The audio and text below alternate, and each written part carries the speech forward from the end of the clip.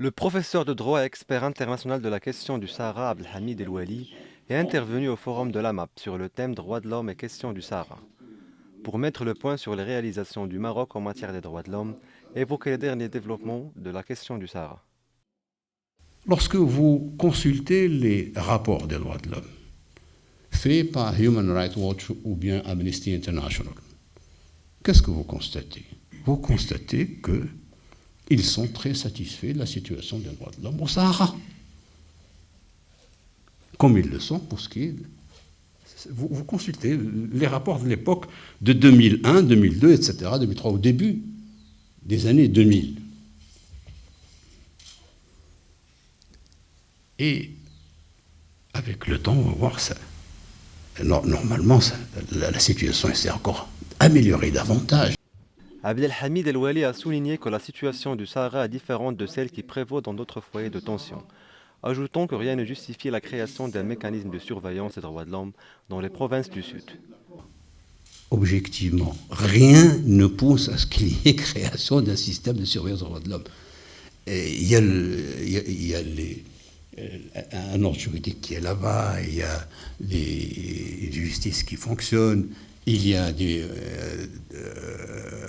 watchdogs sous la forme des représentations du CNDH qui sont sur le terrain, les organisations humanitaires internationales des droits de l'homme peuvent y aller, etc. C'est ouvert, c'est à ciel ouvert, tout le monde peut savoir qu'est-ce qui se passe, et ce qui se passe n'est pas grave du tout, si ce n'est que ce sont des opérations qui sont montées sciemment pour créer le désordre. Le professeur El-Wali a affirmé dans son intervention que le Maroc a accumulé des acquis fondamentaux dans le domaine des droits de l'homme, aussi bien dans le nord que dans le sud du royaume.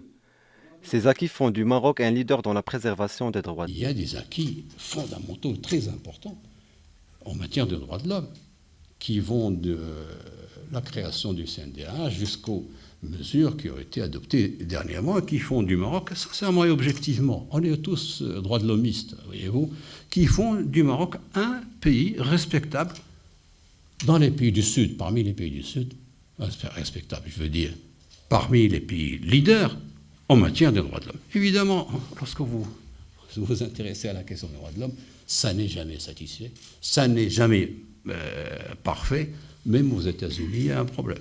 Même aux États-Unis, vous avez le problème des Guantanamo, etc. La rencontre a représenté une occasion pour le professeur El-Wali pour estimer que la manière avec laquelle les camps de réfugiés de Tindouf ont été installés dans le sud-ouest de l'Algérie est passible de la Cour pénale internationale.